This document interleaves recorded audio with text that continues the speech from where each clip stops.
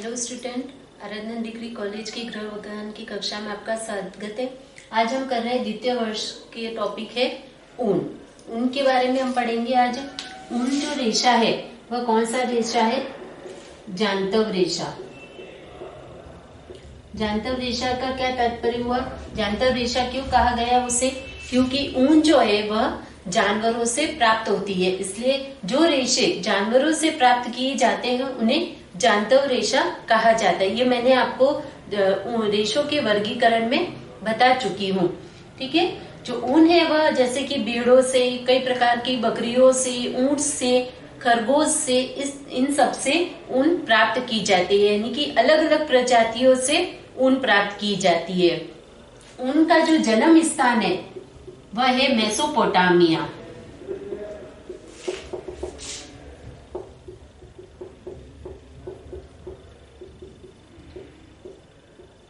Mesopotamia को ऊन का जो है जन्म स्थान कहा गया है। क्यों?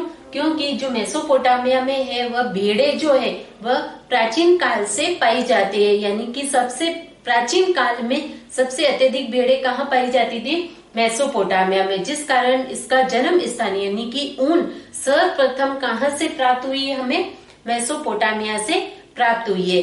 फिर आता है इनसे जो वस्त्र का जो निर्माण हुआ है वह सर्वप्रथम कहाँ हुआ है? इंग्लैंड में, यानी कि वस्त्र निर्माण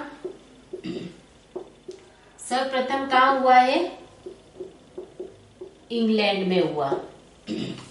मेसोपोटामिया में क्या हुआ? इसका जन्म स्थान है, और इंग्लैंड जो है वह वस्त्र निर्माण में इसका पहला स्थान है इंग्लैंड का। क्यों? क्योंकि यहाँ पे उच्च कोटि की ऊन प्राप्त होती है।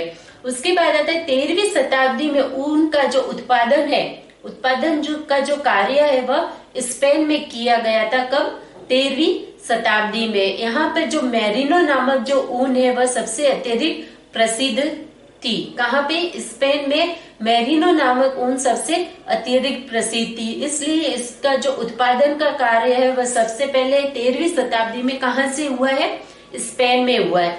फिर आता है उत्पादक क्षेत्र, यानी कि कहाँ कहाँ पर ऊन प्राप्त होती है, इसका उत्पादन किया जाता है। अमेरिका में, अफ्रीका है, न्यूजीलैंड है, ब्रिटेन है, ऑस्ट्रेलिया है, और लास्ट आता है भारत। इन सब जगह पर, इन सारे क्षेत्रों में ऊन का ये सारे क्षेत्र है जो ऊन उत्पादक में कार्यरत होते हैं। अब भारत में जो है सर्वप्रथम जो ऊन का उत्पादन है वह किसमें हुआ है? किसका हुआ है?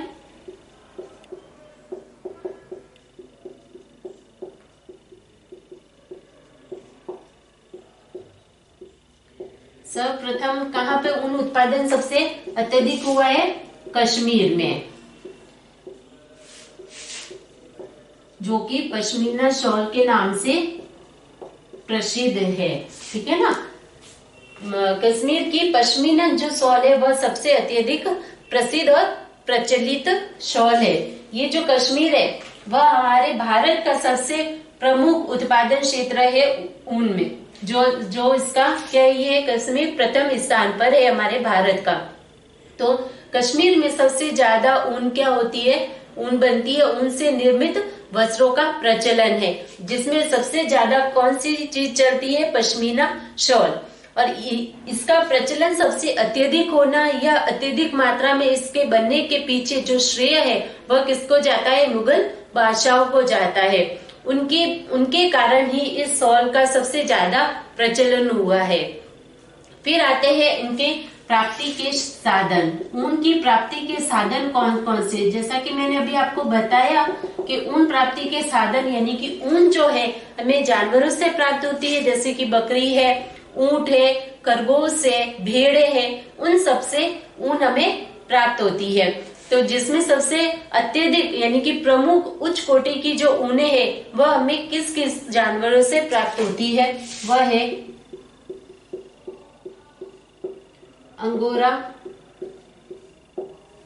अंगोरा बकरी है, कश्मीरी बकरी है, विक्यूना बकरी है, ये सारे आते हैं।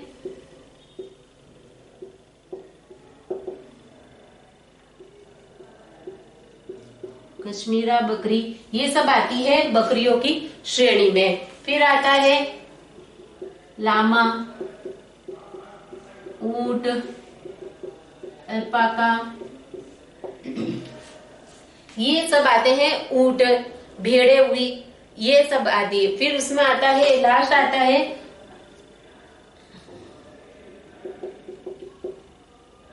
अंगोरा खरगोश। यह एक खरगोश की प्रजाति होती है जिससे कि ऊन प्राप्त की जाती है। तो इन सारे साधन यानी कि इन सभी जानवरों से ऊन को प्राप्त किया जाता है और उनमें से उच्च कोटि की और निम्न कोटि की ऊनें हम प्राप्त करते हैं और फिर वस्त्र का निर्माण किया जाता है। अब आता है कि इतने सारे जानवरों से जो ऊन प्राप्त होती है उसमें से उच्च कोटि की और निम्न कोटि की ऊन कैसे प्राप्त की जाती है। तो जो कोटि निम्न कोटि की या उच्च कोटि की यानी कि जो उनकी किस्म होती है वह भेड़ों की जो नस्ल होती है, जाति होती है, उनका जो पालन पोषण किया जाता है, उन भेड़ों से जो ऊन काटी जाती है उस विधि, भेड़ की आयु और उसकी अवस्था, इन सारी चीजों पे ये डिपेंड करती है कि ऊन किस तरीके की किस्म की हमें प्राप्त होगी। यानी कि उन सारी चीजों में इसका क्या किया जाता है, इनका रेशों का वर्गीकरण किया जाता है, जिसमें सबसे पहले आती है मेमने की ऊन। ठीक है,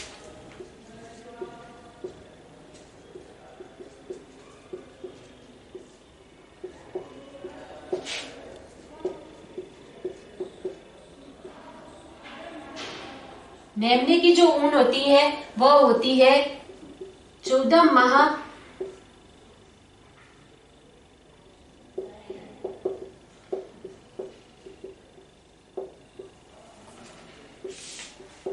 भेड़ के बच्चों से जो प्राप्त ऊन होती है उसे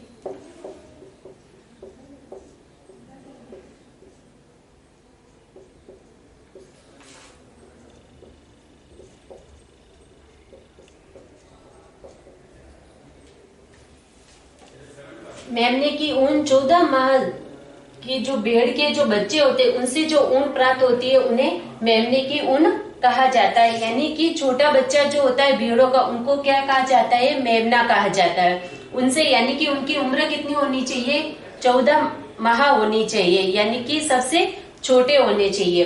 तो इन महीनों की यानी कि छोटे कुछ महीनों के बच्चों से जो ऊन प्राप्त की जाती है वह ऊन क्या होगी, एकदम शुद्ध होगी, अच्छी होगी और बहुत ही सॉफ्ट ऊन होती है। यानी कि छोटे जो बच्चे होते हैं उनके शरीर पे जो बाल उगते हैं वह क्या होते हैं, सर्वप्रथम उगे हुए बाल होते हैं। तो इस कारण वह क्या होते हैं, बहुत ही मुलायम और नरम बाल होते हैं।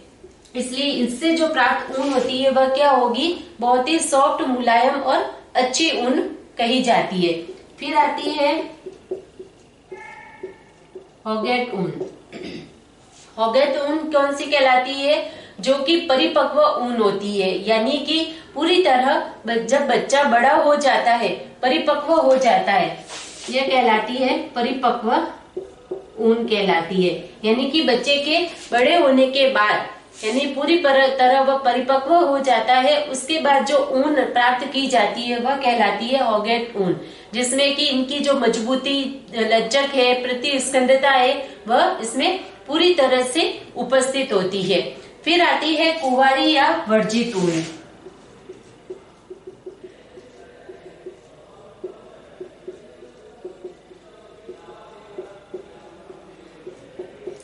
कुंवारी या वर्जित ऊन यानी कि वह ऊन जो नई है, इन्हें पहले किसी भी तरह से काटा नहीं गया हो, वह कहलाती है कुंवारी या वर्जित ऊन।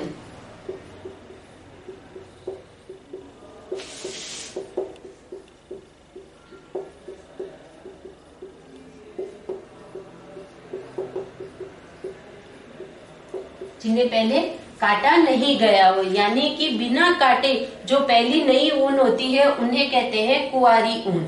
फिर आती है अगली वेदक ऊन।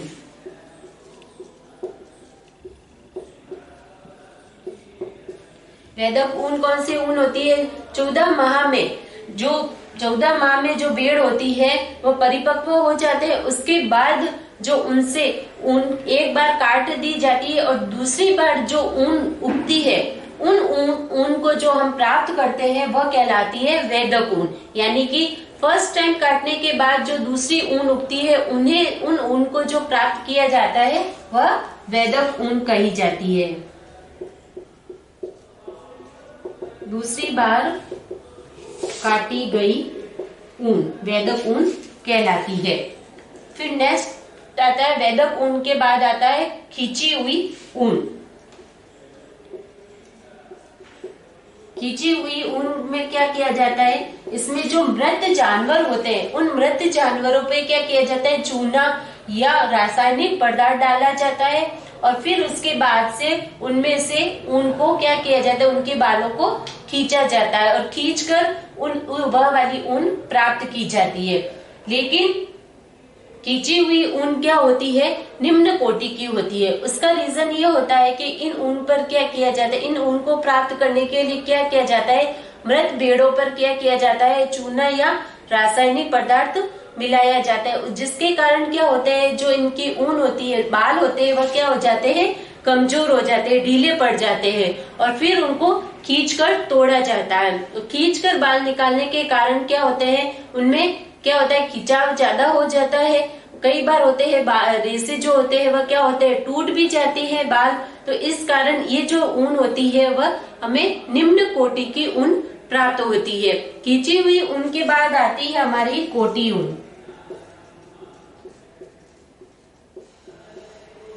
कोटी ऊन कौन सी ऊन होती है, इनमें क्या किया जाता है, भेड़ों का जो हम पालन पोषण करते हैं वह उनके प्रतिकूल परिस्थिति और मौसम और पौष्टिक आहार के अभाव के कारण किया जाता है। उस समय जो प्राप्त ऊन होती है, यानी कि जो जानवर हम पाल रहे हैं, भेड़ों को जो हम पालते हैं, उनके अनुसार यदि उनको वातावरण नहीं मिलता है, उनके अनुसार उनको भोजन नहीं मिलता है, उनके अनुसार उनकी जलवायु नहीं होती है, मौसम नहीं होता है, उनके अनुसार उनकी परिस्थितियां नहीं होती है, उनके अनुकूल परिस्थितियां नहीं होती है, तो ये सारी जो सिचुएशन जो बनती है, यानी कि जो भेड़ों के प्रतिकूल जो वातावरण उन्हें मिलता है, उनके अकॉर्डिंग नहीं मिलकर उनके प्रतिकूल जो वातावरण मिलता है, उसके कारण जब उनका लालन पालन होता है, उनका पोषण दिया जाता है उनको, उस कारण जो भेड़ों पे जो बाल उगते हैं वह बाल कहलाती है कोटिक ऊन, यानी कि निम्न कोटि की ऊन प्राप्त होती है।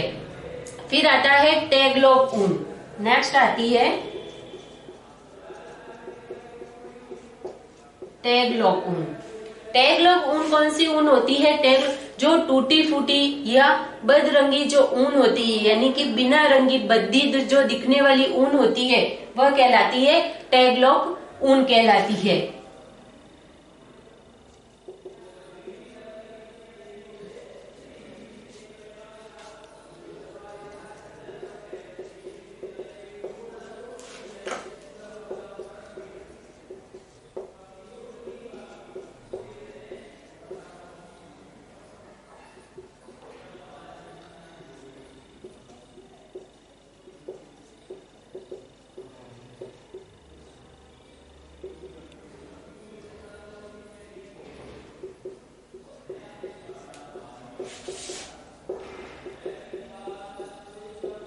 प्राप्त की जाती है।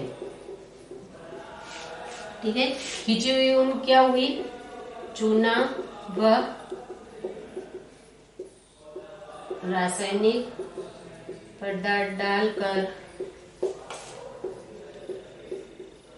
जानवरों से प्राप्त ऊन। ठीक है, फिर टैगलॉक ऊन हुई। फिर टैगलॉक ऊन के बाद आती है मृत ऊन। मृत ऊन जो जानवरों को मारकर प्राप्त की जाती है, जानवरों को मारकर प्राप्त ऊन मृत ऊन कहलाती है। फिर लास्ट आती है कालीन ऊन। कालीन ऊन जो होती है, कालीन ऊन जो होती है वह क्या होती है, निम्न कोटि की ऊन होती है, रुष्क होती है, खुरदरी ऊन जो होती है, यानी के कारण इनको क्या किया जाता है, कालीन है, दरिया है, ठीक है, कारपेट है, ये बनाने के लिए उपयोग में ली जाती है। तो कालीन जो ऊन होती है वह दरिया है, कारपेट है, कालीन है, ये बनाने के लिए काम में लेती है, क्योंकि इनकी जो इससे जो ऊन प्राप्त होती है वो वाली ऊन रुष्क होती है, खुरदरी होती है और मोटी ऊन होती है, जिसके कारण इनका वस्त्र निर्माण नहीं हो पाता है। वस्त्र निर्माण के लिए हमें कैसी पतली ऊन जिसका की व्यास कम हो, अत्यधिक लंबाई की ऐठन अच्छे से दे सके उनमें, ठीक है, उनकी मजबूती बंधन क्षमता अच्छी हो, वह ऊन क्या होती है वस्त्र निर्माण के लिए उपयोग में ली जाती है। तो ये था हमारा ऊनों का वर्गीकरण, यानी कि किस किस तरह की ऊन हमें प्राप्त होती है। और ये सब जो ऊन है वह किस पे, भेड़ों का जो पालन पोषण किया जाता है उनके प्रतिकूल जो परिस्थितियां होती है, वातावरण होता है, उसी के अनुकूल अगर उन्हें वातावरण मिलता है तभी हमें उच्च कोटि की ऊन प्राप्त हो सकती है। फिर आता है ऊन किस तरीके से प्राप्त की जाती है, यानी कि ऊन का उत्पादन कैसे किया जाता है। तो सबसे पहले क्या किया जाता है, इसमें ऊन को काट कर ऊन को एकत्रित किया जाता है।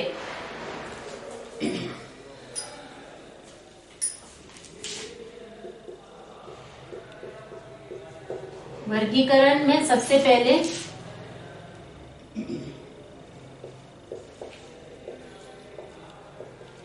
काट कर एकत्र करना।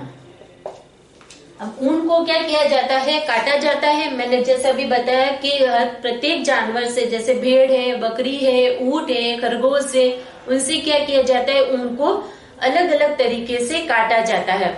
काट कर इन ऊन को क्या किया जाता है, एकत्रित किया जाता है। अब ये जो कटाई का कार्य वह दो तरह से होता है, हाथों से भी किया जा सकता है, जैसे कि मैंने खींची हुई ऊन का है, मृत ऊन का है, तो इन ऊनों को क्या किया जाता है, हाथों से भी काटा जा सकता है। तो और मशीन के द्वारा भी इन्हें काटा जा सकता है, यानी कि जो ऊन को काटने का कार्य है वह दो तरह से किया जाता है। फिर आता है इसके बाद काट कर एकत्रित करने के बाद इनके छटाई का वर्गीकरण, यानी कि ऊन की छटाई की जाती है।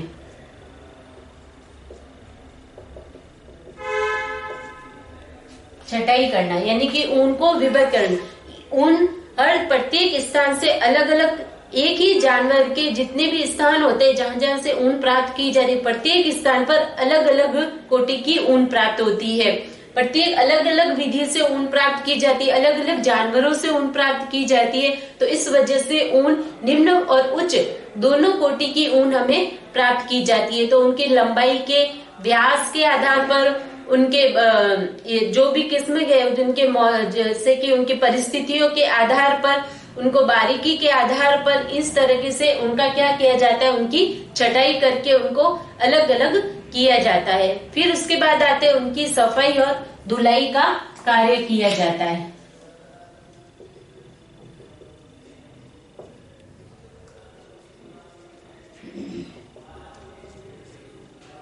सफाई और धुलाई कि जो ऊन हमने प्राप्त की है वह जानवरों के शरीर से प्राप्त करते हैं, जिस कारण क्या होती है, कई औषधियां उसमें उपस्थित होती है, उसके कारण उनकी क्या की जाती है, सफाई और धुलाई का कार्य किया जाता है। ये सफाई और धुलाई का कार्य तीन प्रकार से किया जाता है। सबसे पहला आता है साबुन का घोल, दूसरा आता है वाष्पित घोलक और तीसरा आता है कार्बोनाइजिंग के द्वारा। इन तीन विधियों के द्वारा इनकी सफाई और धुलाई का कार्य किया जाता है। सबसे पहले आता है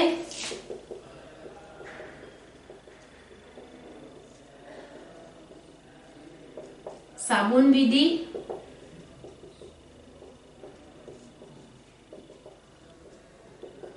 वाष्पित विधि और कार्बोनाइजिंग विधि।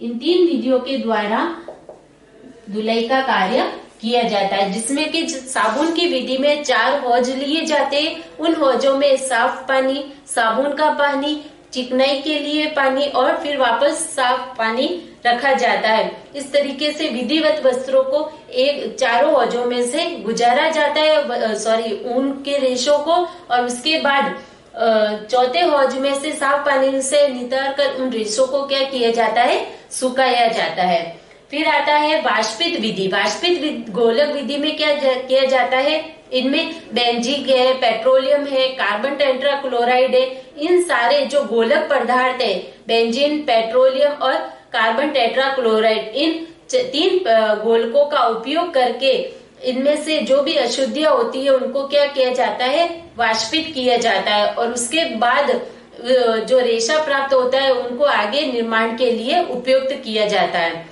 फिर आता है कार्बोनाइजिंग, इसमें सल्फ्यूरिक अम्ल है, हाइड्रोक्लोरिक अम्ल है, इन अम्लों का उपयोग करके इसको कार्बोनाइजिंग की विधि के द्वारा इनका शुद्धिकरण और धुलाई और सफाई का कार्य किया जाता है।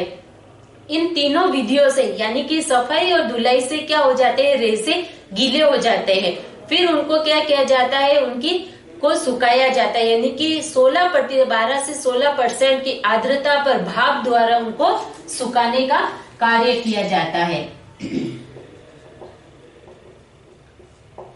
अगला क्या किया जाता है, सुखाने का कार्य, जिसको कि 12 से 16% की भाप के द्वारा उनको सुखाया जाता है। सुखाने के बाद क्या किया जाता है, जिस तरीके से उनका सफाई का हमने इन 3 विधियों से उनकी क्या की, सफाई की, जिसमें कि रासायनिक पदार्थ मिलाए गए, गोलक पदार्थ मिलाए गए, जिससे कि क्या हो जाते हैं, रेसे कड़क और शुष्क हो जाते हैं, यानी कि उनमें से सारी चिकनाई चली जाती है। जो प्राकृतिक चिकनाई या चिकनाहट है, मुलायम जो होते हैं वह रेशे वह क्या हो जाते हैं, पूरी तरह इन रासायनिक पदार्थों के द्वारा, गोलक पदार्थों के द्वारा क्या हो जाते हैं, वह नष्ट हो जाती है। तो उसके लिए क्या किया जाता है, सुखाने के बाद उनपे तेल लगाया जाता है, जिसमें कि जैतून का तेल है, ग्लिसरीन है, सुअर की चर्बी है, वह लगाकर 2 सप्ताह तक उसे सुखाया जाता है। 5वें में क्या किया जाता है, तेल लगाया जाता है, जिसमें कि सुअर की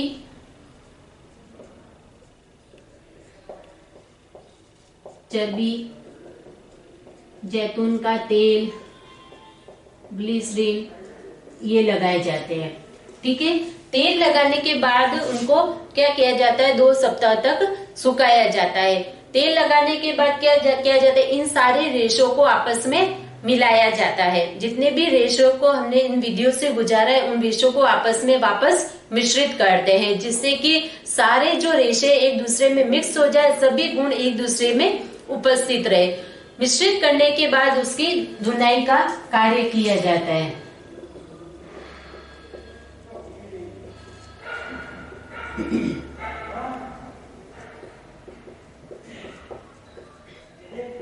धुनाई करने का कार्य किया जाता है। ये जो धुनाई करने का कार्य है, उसमें रेशों को धुलाई की जाती है, उसकी अच्छे से उसकी जो धुलाई का कार्य, यानी कि उनपे तेल लगाया हमने, उनको सुखाया, उसके कारण क्या होती है, कई अशुद्धियां वातावरण के कारण आ जाती है, जिसके कारण उसमें धुलाई का कार्य किया जाता है। धुलाई के बाद उनमें कंघी की जाती है, कंघी करने का कार्य किया जाता है। कंघी करने से क्या होता है, जो भी हमने धुलाई की, धुलाई करने से कुछ अशुद्धियां उसमें रह जाती है, जिसमें कि कंघी करने से उसमें क्या होते हैं, इस मशीन में बड़े दांतों के नुमा कीले निकली हुई होती है, जिससे कि इनमें से कांटेदार नुमा कीले निकली होती है, जिससे कि इनमें कंघी करने से क्या होती है, ये सारे रेशे समांतर हो जाते हैं और कुछ अशुद्धियां इस कंघी करने से उसके साथ पार चली जाती है। फिर उसके बाद कंघी करने के बाद क्या किया जाता है, इन रेशों को खींचा जाता है।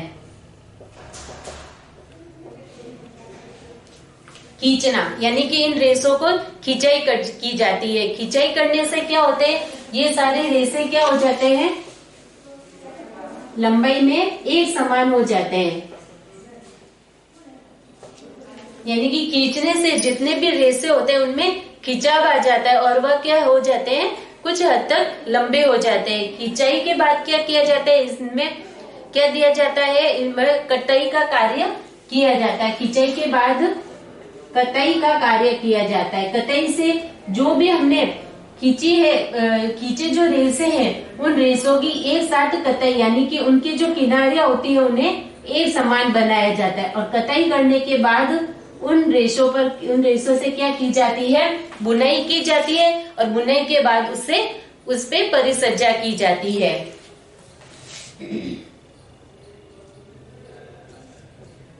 बुनाई का कार्य किया जाता है, रेशों का बुनाई की जाती है, जिससे कि वस्त्र निर्माण किया जाता है बुनाई से, और वस्त्र निर्माण के बाद उनपे परिसज्जा करके उन्हें परिष्कृत यानी कि उन वस्त्रों को तैयार किया जाता है। तो इन सारी विधियों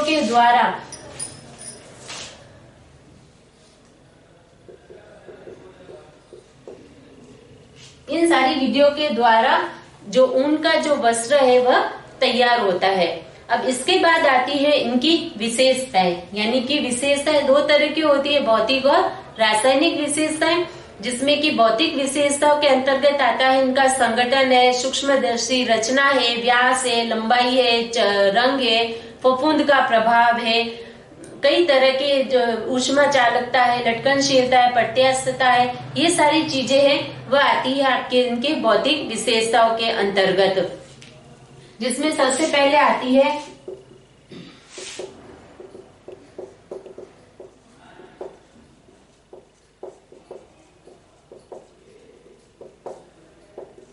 सेकंड आता है रासायनिक विशेषता।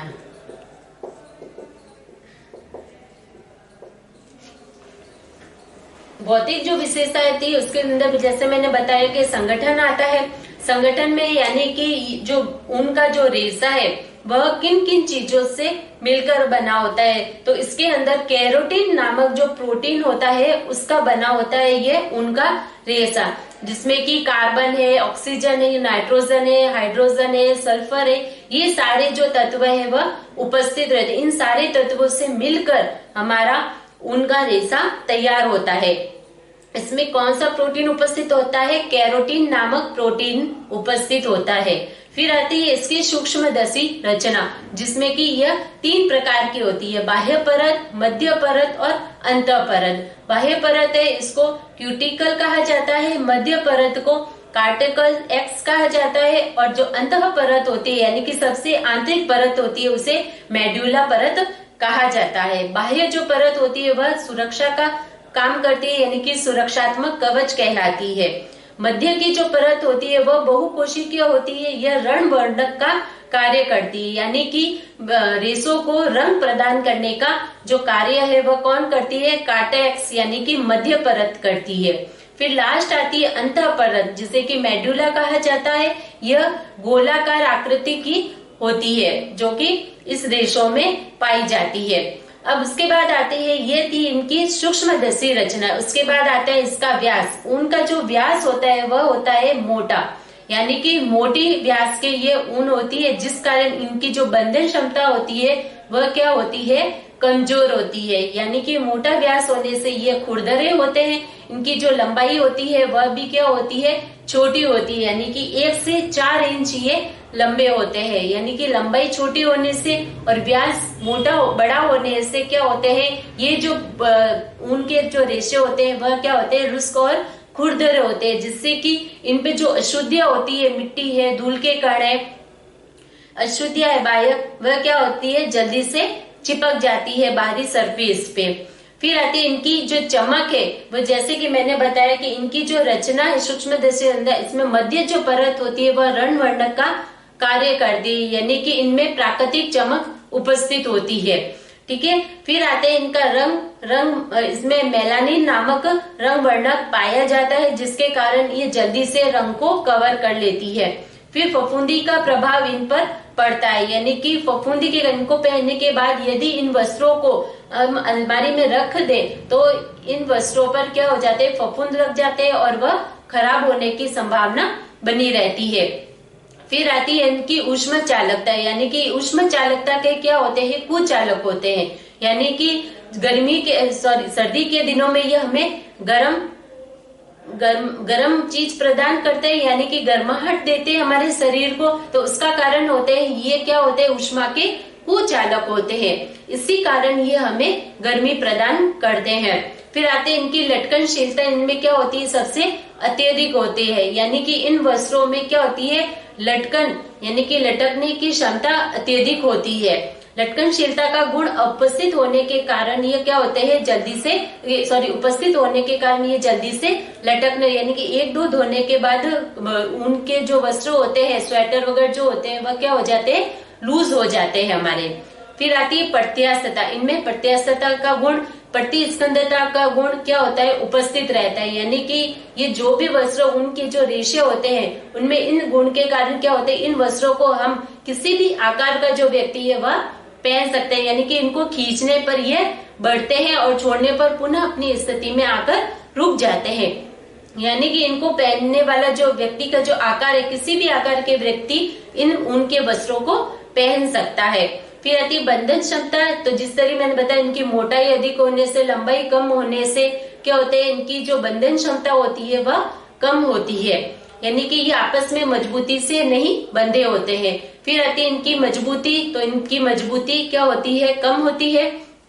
फिर होती है नमी अवशोषण क्षमता। इनमें नमी अवशोषण क्षमता की का अभाव होता है इस गुण का, जिस कारण ये कहते हैं पसीने को, नमी को अवशोषित नहीं कर पाते हैं। यानी कि पसीनों को सोखने की क्षमता इनमें कम होती है।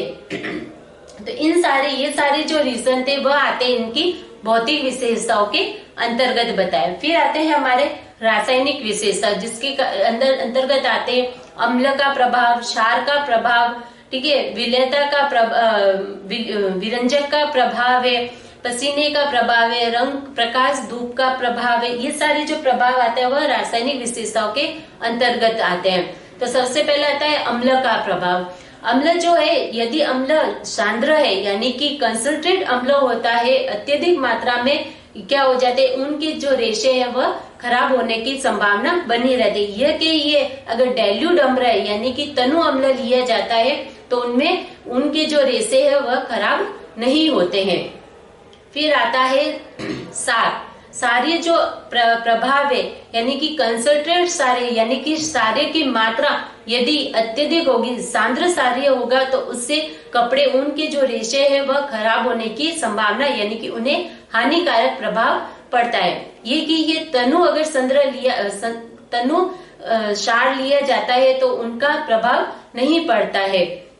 फिर आता है विरंजक का प्रभाव, यानी कि तीव्र विरंजक लिया जाता है, जैसे कि हाइपोक्लोराइड है, जिसे कि जेविल वाटर कहा जाता है। यदि उनमें अगर कपड़ों को धोया जाता है तो कपड़े खराब हो जाते हैं, ऊन से जो बने वस्त्र है वह खराब हो जाते हैं। इसलिए तीव्र विरंजक पदार्थ काम में नहीं लेना चाहिए। इसलिए हम जैसे कि उनके जो स्वेटर होते हैं, उनसे बनी जितने भी वस्त्र होते हैं उनको हम सरफ में नहीं धो के किस में धोया जाता है, उनको इजी में धोया जाता है। तो उसका रीजन यही होता है, सरफ में क्या होता है, तीव्र विरंजक पदार्थ उपस्थित होते हैं, जिसके कारण कि उनके जो वस्त्र है उनको हानिकारक प्रभाव पड़ता है, वह खराब हो जाते हैं।